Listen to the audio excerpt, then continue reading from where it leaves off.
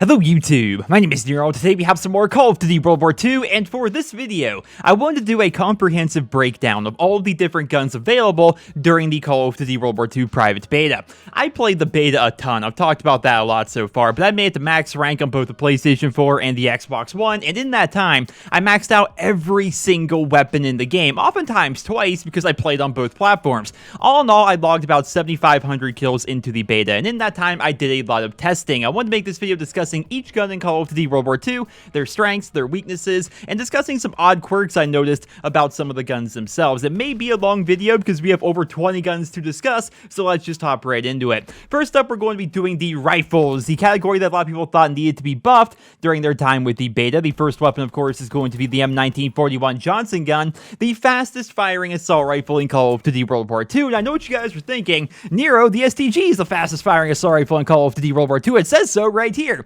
Well, let this be a life lesson to you guys. Never trust in-game menus. If I show you guys this side-by-side comparison, you guys can see that the M1941 is in fact faster than the STG-44. It has a very fast fire rate, but at the same time, it has a 25-round magazine, which is kind of like the balancing factor, I suppose. It's going to be a gun that you are reloading pretty frequently, but aside from that, it has very low recoil. It's got pretty decent stopping power. The time to kill is very quick. I think the downside to this gun, and the reason why it was kind of underused during the beta, is it's goofy looking and it's a lesser known weapon. People probably haven't heard of the M1941 Johnson gun. They probably haven't seen it before. They don't really care about it.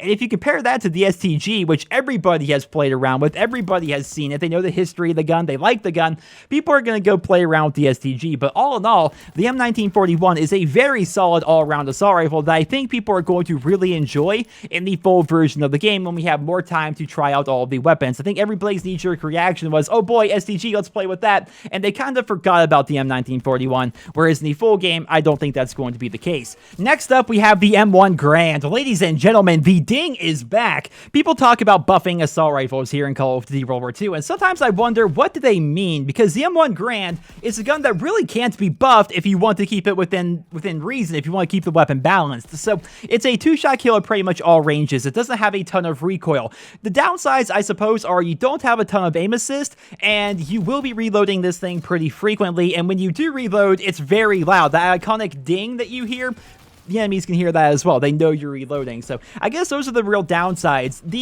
I definitely think they could add more aim assist to the weapon, but you kind of have to understand why Sledgehammer Games did not give this weapon a ton of aim assist to begin with, because the average Call of Duty fan today, contrary to popular belief, is much better than the average Call of Duty fan from like the Call of Duty 2 days, or the Call of Duty 3 days, or even the World at War days. As somebody who played a lot during World at War, I can say people that play nowadays are much better than they were back then. And as a result, they kind of have to compensate by making it so guns are a little bit harder to use. If the M1 Grand is going to be a two-shot kill at pretty much all ranges with these amazing iron sights and a pretty decent fire rate, they need to balance it somehow, otherwise it's going to be a god gun. I would personally like to see it have a little bit more auto aim, a little bit more aim assist, but I can understand why they don't have that. If you're talking about using this gun at rifle ranges and doing rifle things with it, it's pretty hard to beat, and that's why I think it's one of the best guns available within Call of Duty World War II. Next up, we have the STG-44, which was very, very popular in the beta. You saw this thing all of the time. A lot of people thought it was like overpowered. It was like the knee-jerk reaction was, oh my goodness, everybody's using this gun. It's ridiculously powerful. I'll say it's good, but I'm not going to say it's ridiculously overpowered. I'm going to say it's a solid all-around assault rifle. So it's fast firing, but it's not ridiculous, right? It's not as fast as the M1941 Johnson gun, and when you compare it to submachine guns, it does fire faster than the Type 100 and the Grease gun, but it's not as fast as the Ppsh, the Thompson, or the Voff 28. As a result, it can compete with submachine guns up close, but it doesn't dominate submachine guns up close, which I think is a very good point to balance for a full auto assault rifle. It's very easy to use, right? It has very low recoil, if any recoil at all. Its hipfire is solid thanks to its fire rate. It's a good all-around assault rifle that can benefit from a wide variety of attachments. It's one of the most versatile weapons in the entire game, which I think is why it was so popular during the beta. It's not exactly the best at anything, but it's pretty good at most things, and it's very versatile. Your average Call of Duty fan can pick up this gun and do do well with it, and that's why it's so popular. But again, I don't think it's above the point of balance. It's just an iconic World War II weapon that people really enjoyed using during the beta. Finally, we have the M1A1 Carbine Assault Rifle, which is wildly underrated. I was shocked when I saw so many big YouTubers immediately coming out and saying that the M1A1 was far too weak, that it was really underpowered, that it was terrible, and it was a giant letdown. I feel as though the M1A1 is a very powerful rifle. The reason why people don't like it is because it's a 3-shot kill. If this thing were a 2-shot kill, it would be wildly overpowered and probably the best weapon available in Call of Duty World War II, because it has a 15-round magazine, it has no recoil, it is capable of shooting very quickly. If you have a fast trigger finger and good aim, this gun can absolutely shred through people, and that's what has me wondering why people seem to hate it so much, because in my hands, I find this thing to be very powerful, almost too good in some respects, and then other people say it's absolutely garbage, it's such a letdown, they hate the gun. I'm wondering if those people just aren't very good with semi-automatic rifles, or if they just don't like the 3-shot kill. Like, I don't understand the criticisms, honestly. I'm not trying to call out anybody, I'm just saying, like, from my perspective, the gun seems really good, but from everyone else's perspective, they seem to hate it. So maybe I'm the one that's wrong, I have no idea, but so far, of all the rifles that were available during the Call of Duty World War II beta, this one was my favorite. I really enjoyed using it, and it makes me sad a little bit to see so many people saying they hate the gun. We're going to have to see how it works out with the balancing come November, but so far, I found it to be pretty good, and I don't think it's really in need of a buff in any way. Next up, we're going to be moving on over to the submachine gun category, which were above and beyond the best and easiest weapons to use during Call of Duty World War II's beta, given how small the maps themselves actually were. The first one is going to be the grease gun, which is basically the slow fire rate, high damage SMG of this game. Its fire rate is very slow, by far the slowest of all the SMGs in the entire game, which can definitely hurt it up close against other submachine guns, but it does have a lot of stopping power. It is very powerful and has a very good 3-shot kill range. Picture this to be like the UMP-45 of Call of Duty World War II. Michael Condrey did let us know on Twitter that the grease gun actually had the highest KD ratio of all these submachine guns in the beta. Keep in mind, they do have access to all of that information. They are tracking all of those things, and this gun in general was outperforming a lot of the other submachine guns, despite the fact that a lot of people thought initially that it was underpowered, myself included. My initial knee-jerk reaction was, wow, the grease gun is terrible. Why would anybody use this thing? Its claim to fame is high accuracy in a game that has virtually no recoil, right? So what was the point of this gun? The point of it is its stopping power and its 3-shot kill range. It grew on me the more and more I used it, which is why I wait until times like now to make videos like this. It wasn't like a knee-jerk reaction. If I would have made a video talking about the grease gun the very first day it came out, I would have said it's terrible, when in reality it's actually very good. It just takes some getting used to because it's not a bullet hose like most of the other submachine guns available here in Call of Duty World War II. Next up, we have the Ppsh-41, which I'm going to try and keep this short because I could go on forever talking about the PPSH. This thing has the biggest magazine by default of any submachine gun in the entire game, but aside from that, it's pretty much a jack of all trades, master of none, right? It's got low recoil, it's got moderate damage, it's got moderate fire rate, it doesn't really do anything the best, it just does everything pretty well. It was a solid all-around fan favorite. People love this gun, it's iconic, it's cool looking, it sounds good. People thought it was overpowered because people were using it so much, but it's really not an overpowered SMG in my eyes. It's just a solid all-around submachine gun that is very good in a lot of different circumstances. The big downside to me, and the thing that really bothers me, is how unrealistic it is. And again, I could go on for hours talking about this, but the PPSH in Call of Duty World War II is the 3rd fastest firing submachine gun, whereas if you compare that to real life, it should be the fastest, like above and beyond. Like, I get that Call of Duty is not realistic, like damage is not realistic, recoil is not realistic, COD's not realistic, right? But if you're making a game and you're putting in guns in that game that are actual real weapons, not just make-believe, they should try to perform similarly to their real-life counterparts, right? And things like the PPSH should fire faster than things like the WWII, because the WWII, or the MP28 as it's known in real life, doesn't fire very quickly, right? The M1941 Thompson does fire pretty quickly, but not as fast as the PPSH-41, and the fact that for some reason Sledgehammer Games made it so that the WWII and the Thompson fire faster than the PPSH makes me think that, one, don't know anything about World War II submachine guns, or two, they just don't care, right? Maybe they were just checking boxes like, we need a high fire rate SMG, we need a low fire rate SMG, we need a couple of in-betweens, and they were just checking boxes to kind of like make sure they had enough things to balance out the game. But in reality, what they should be doing is making it so they do somewhat perform similarly to real life, and that's not going to throw the game like out of balance or anything. What they need to do is swap the fire rate and probably the damage of the WWII and the PPSH to make them kind of realistic. Again, I could go on for hours talking about this, but it does really bother me, and it bothers, I think, most people that know anything about World War II, that the PPSH fires slower than the MP28 and the Thompson. It's just really, really odd to me. Next up, we have the Type 100, which this was actually my favorite SMG as soon as the game came out because of how consistently powerful it really is. It's said to have the best range of any SMG in the game, and that's pretty much true, man. It has no recoil, it has solid stopping power, even at a distance. I would run the airborne division with the Type 100. I would slap on my suppressor, and I would really not notice the range reduction that the suppressor gives me because the Type 100 is so good at a distance. If you want to compare it to other guns from Call of Duty years past, it's kind of like the Peacekeeper or the MTAR-X. It's the submachine gun with the most range. It doesn't have a wild fire rate. It actually fires pretty slowly, but it's very solid at a distance. It's very powerful indeed, and that's why it was definitely my favorite SMG until this other one came out, which is going to be the Voff 28. This gun is, unlike its real-life counterpart, an absolute bullet hose, and in my opinion, guys, this right here is the most overpowered gun in Call of Duty World War II, and the reason why is because it absolutely shreds people up close, and the vast majority of your gunfights in Call of Duty World War II are going to be very up close. Like, it's very hard for other submachine guns to be able to compete with this thing. It does seem to have the most view kick of any SMG, but that really shouldn't deter you. It's so freaking good. It's got a 32 round mag by default.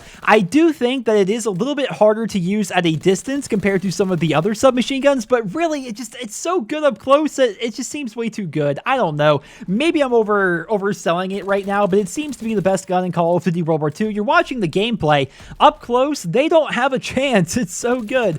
And I think my personal opinion, my prediction, is that when they release the game in November, if they don't tone back this gun a little bit, it's going to be maybe too powerful, and it's going to become that gun of this game, the new MSMC, the new gun that everybody runs around with. We're going to have to see, but so far, my opinion is that the Voff 28 was the best gun to use during the World War II private beta, and we're going to have to see what that is going to be like come November if they make any changes, or how the weapon balance is going to change with new weapons, new maps, so on and so forth. Finally, we have the M1941 Tommy gun. This gun is incredibly powerful and incredibly versatile. It doesn't really do anything the best, but it's pretty much good at everything. It's like the PPSH, but it has slightly more recoil than the PPSH and a faster fire rate than the PPSH. Now, we don't know the exact damage numbers, but I did find that the Thompson was very easy to use.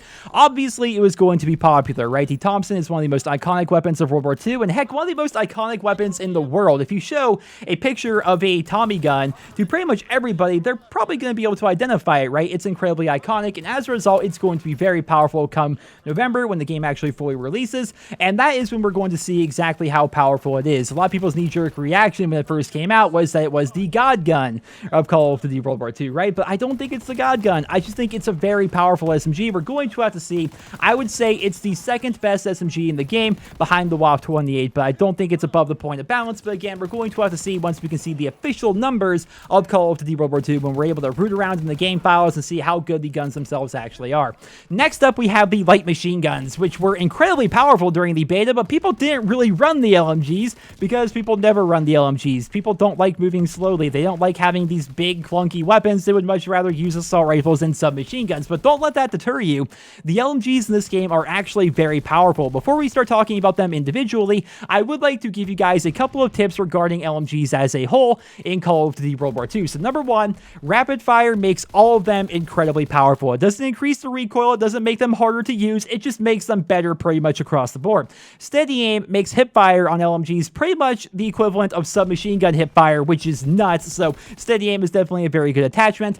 The armored division is said to be the LMG division of Call of Duty World War II, but infantry and airborne are much better for actual light machine gun play. Infantry because it gives you the equivalent of adjustable stock, which allows you to move faster while aiming down sights and gives you more ammo by default. Very, very good. And the airborne division is obviously good for light machine guns because you can sprint faster and farther than you can if you're running the armored division. So keep that in mind. If you want to use light machine guns, run either airborne or infantry. Don't run the armored division. So the first one, of course, is going to be the Lewis gun. So this is a solid all-around LMG. It doesn't have the highest damage. damage. It doesn't shoot the fastest, but what it does have is virtually no recoil, incredible iron sights, and very high wall penetration. Personally, this was my favorite LMG to use during the Call of Duty World War II private beta because it's so consistent and so easy to use. As I said, rapid fire and steady aim make this gun very, very good. Rapid fire more so than steady aim. I feel like if you're slapping steady aim on a light machine gun, you're kind of trying to make it be something it's not. You're trying to pretend it's a submachine gun, but it is worth mentioning that steady aim does make LMGs very good to hip firing.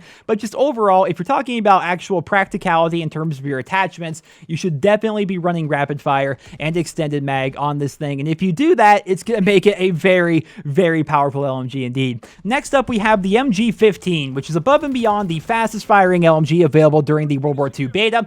It has more recoil than the other LMGs to kind of compensate for that fast fire rate, but I will say it's also a very fun gun to use, despite the fact that it's a little bit clunkier and harder to use at a distance. So it has a 50-round magazine by default. It has incredibly unique iron sights. I mean, look at these things, man. It kind of looks like like a mounted machine gun you would like mount on the side of an airplane or something like that. Like, I really do enjoy the iron sights. If you do opt out for the reflex sight, suddenly this thing looks like a gun out of the Fallout series. As always, rapid fire makes this gun even better. You may think rapid fire wouldn't be good because it's already very fast firing and its recoil is kind of harder to manage at a distance, but trust me guys, rapid fire across the board makes LMGs even better, and the MG15 is no exception. Finally, we have the Bren light machine gun, which a lot of people thought was actually the Japanese Type 99. It's actually the British Bren. I would say this is one of, if not the most unique weapon available in Call of Duty World War II's beta because it's a light machine gun with a 30-round magazine. That's very tiny. It fires incredibly slowly, but it hits like an absolute truck. Rapid fire is pretty much required on this thing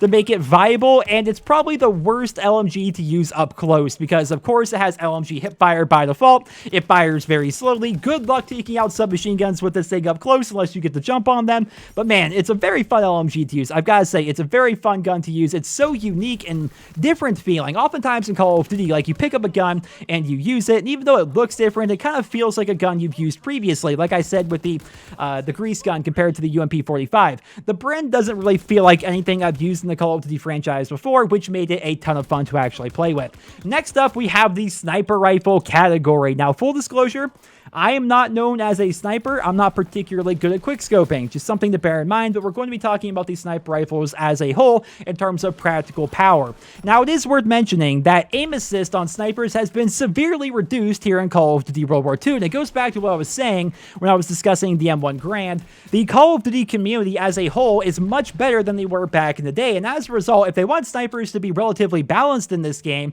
then they need to make it so we have less aim assist than we traditionally have, right? And some people really hate that, myself included. Like, I have a really hard time using snipers in this game, but if you've watched any sniper montages of the really popular sniping guys here in the community, you'll see that the snipers are actually very viable. They just take a lot of actually getting used to. It's not going to be easy, but if you get used to them, they can definitely be pretty powerful. The first one, of course, is going to be the Carabin, or Carabin. I have no idea how to pronounce that, but it's a semi-automatic rifle that is usually going to be a two-shot kill, but is capable of one-shot killing enemies if you hit them in the neck and the head. In fact, I got a collateral with this thing with one shot. It's definitely pretty powerful. Now, if you want to use this as an actual sniper, it's a good marksman rifle in that you can headshot people and kill them, but the best thing you can actually do, in my opinion, is slap on the 4x scope and the ballistics calibration attachment, which reduces the idle sway, and suddenly this thing is a freaking laser beam that can melt people across the map. If you want to talk about like a pure semi-automatic rifle, this thing may actually be better than the M1 Garand or the M1A1 at being a semi-automatic rifle. Now, we're going to have to see what it's like come November when people are actually playing around with it a lot more, but my takeaway so far is in terms of like being a semi-automatic rifle and not a sniper rifle, this thing is incredible, almost way too good if you look at it that way. Next up, we have the Commonwealth, which in my opinion is the best sniper that was available during the beta. Now, some people are going to jump out of their chairs right now and be like, Nero, what are you talking about? The Springfield was so much better. Well, statistically, the Commonwealth has a 10-round capacity, whereas the Springfield has 5. The Commonwealth fires faster and has less idle sway than the Springfield. The only advantage that the Springfield actually has is it gets more consistent one-shot kills, but the Commonwealth gives you plenty of one-shot kills to begin with. But picture the Commonwealth to be the M48-3 of Call of Duty World War II, and the Springfield to be the R700. The R700 is stronger, it gets more consistent one-hit kills, but it's also clunkier in pretty much every respect. That is pretty much my takeaway when looking at the Commonwealth. Now, the Springfield, no doubt, is cool, man. It's super nostalgic, it has an awesome look, an awesome sound, but is the higher damage it has actually worth it? We're going to have to see come November. I've seen plenty of montages of people just shredding everybody up with the Springfield itself, so we're going to have to see, especially once the other snipers become available, like the Mosin Nagant or the Kar98K, or all of the other snipers I'm sure we're going to have. But so far, in my opinion, the Commonwealth is a little bit better than the Springfield, but the Springfield's good nonetheless, right? Now let's move on over here to shotguns. Now we've covered the sniper rifles, the Winchester 1897, the pump action, the only pump action. Apologies if my voice is like dying. I've been talking so long here. The Winchester is a very consistent pump-action shotgun. It is on the weaker end if you compare it to some of the more powerful shotguns of the Call of Duty franchise, but as you guys can see here, even without the incendiary rounds, I can do pretty well with the Winchester itself. It's just a matter of competing with those melt machines we call submachine guns up close. Incendiary shells as a whole make shotguns better. Like, I will always recommend them pretty much no matter what, but if you're talking about the shotgun itself, even without the incendiary shells, the Winchester is very powerful, and I can definitely recommend you guys trying it when the game comes out in November. We have the M30 Luftwaffe Drilling, which is kind of like the double barrel shotgun of this game. Very good. Very, very good. I love using this thing with the incendiary rounds. When it doesn't have the incendiary shells, it's kind of weaker. I'll definitely say that. And the reload time, even with the hustle basic training, is kind of slower, which can kind of make it harder to use, but at the same time, it is semi-automatic. When you have the Winchester, if you miss or if you get a hit marker, you're pretty much dead, whereas with the Luftwaffe here, you have 2 shots. You hit them twice, they're pretty much going to die every time. The downside is you're going to be reloading after those 2 shots, so there's a balancing act there. Now, of course, we have the Mme Attachment, the rifle bullet, which people were considering to be just wildly overpowered. Like, oh my goodness, it's a shotgun that can one-shot kill at all ranges. It's broken. Really though, guys, if you look at this thing for what it actually is, it's really not that big of a deal. So picture this scenario in your head. Let's say, hypothetically, here in Call of Duty World War II, there is a sniper rifle. This sniper rifle cannot have any scoped attachments. You can only have the iron sights on the sniper rifle. It only has 6 shots total, and after each shot, you have to manually reload it, and it is not a guaranteed one-shot kill. It is still like a normal Commonwealth where you're going to get hit markers if you don't hit them in the upper chest and above. Would you consider that to be an overpowered sniper rifle or the worst sniper rifle in the entire game? Because that is what the rifle bullet does to the Luftwaffe drilling shotgun here. It basically is a fun attachment that makes it so you can actually kill people at a distance, and when you're done with that, you can basically go back to your normal double barrel shotgun. A balancing factor as well is you cannot use incendiary shells while using the rifle bullet, so I think it's a perfectly balanced attachment. It's a fun attachment, it's a meme attachment, but it's not overpowered, because if you look at it for what it is, it's nothing more than a really bad bolt action sniper rifle. Finally, we have the toggle action semi-automatic shotgun. This thing is very easy to use, which is true of pretty much every semi-automatic shotgun in the entire Call of Duty franchise, which I personally hate.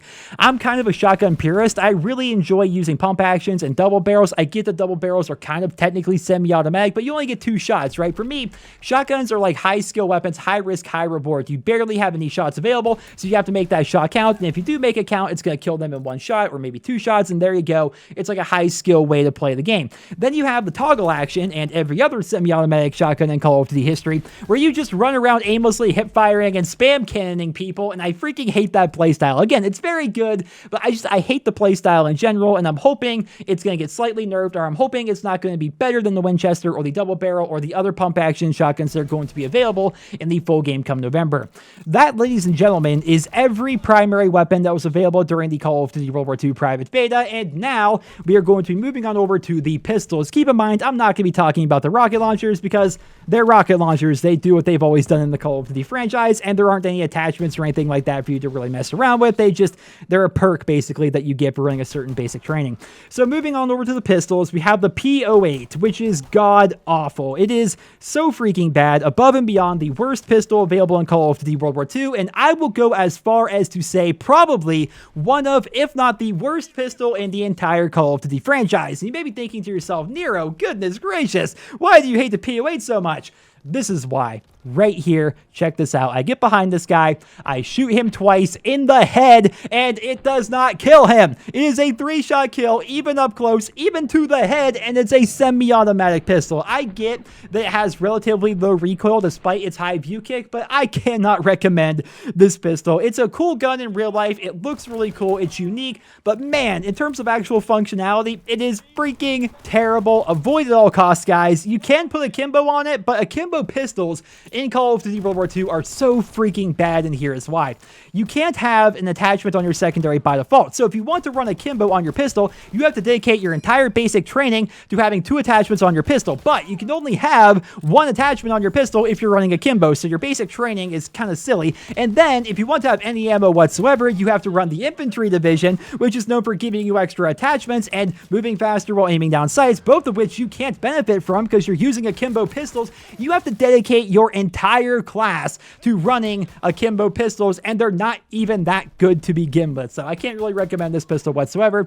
Moving on over to the M1911, however, I can recommend this because it is a 2-shot kill up close. It's a solid pistol. There's not a lot to say about it, guys. It performs pretty similarly to every other M1911 in the entire Call of Duty franchise. It's a pretty good with dual wield, but aside from that, like, it's a solid pistol. 2-shot kill up close. Use it as it is. It's a secondary. Don't think of it as a primary. Use it as a secondary, and it's going to be pretty solid for you. Finally, we have the machine pistol, and this actually kind of bothers me a little bit because the machine pistol is, in my opinion, above and beyond the best pistol available here in Call of Duty World War II. It is a full auto pistol that has 10 rounds by default. It requires 4 to kill up close, but even then, like, in terms of actual, like, statistically, you may think it's actually bad, but in terms of actual functionality and practicality while actually playing the game, you're going to find that it's probably the easiest to use. You can snipe people with it, you can spray people and hip fire with it up close. It's very good, and I'm kind of concerned, honestly, now that we've gone through every weapon here in the entire beta, that a lot of the time, the full auto weapons are the superior weapons in a World War II game. You would think that these semi-automatic weapons would be a little bit better in this game, but they really aren't, and the reason why is because the maps themselves are so ridiculously tiny, but overall, the weapon balance in Call of Duty World War II is pretty good. There are some outliers. The POA is freaking terrible. There are some discrepancies with real life versus in-game with, like, the Ppsh, but overall, as a whole, the weapon balance was actually pretty good in my experience with the Call of Duty World War II private beta. Now keep in mind, we have so many other weapons coming down the pipeline in November. We have guns like the MP40, we have the Kar 90 AK. We've seen a lot of these weapons in pre-release material, and I cannot wait to mess around with them. I cannot wait to see how it's actually going to affect the overall weapon balance. So far, Sledgehammer Games has done a pretty good job. Some things need buffs, some things need nerfs, but overall, pretty good in my opinion. I hope you guys enjoyed this video. It was a lot longer than I thought it was going to be. My voice is pretty much dead. I apologize for that. You can definitely tell, like, my voice is so good at the beginning of the video, whereas now at the very end, I sound like almost a completely different person compared to the guy at the very beginning. But regardless, thank you guys all so much for listening. Let me know your thoughts on all the weapons or just some of your favorites down there in the comment section below, and I hope you guys all have a wonderful day.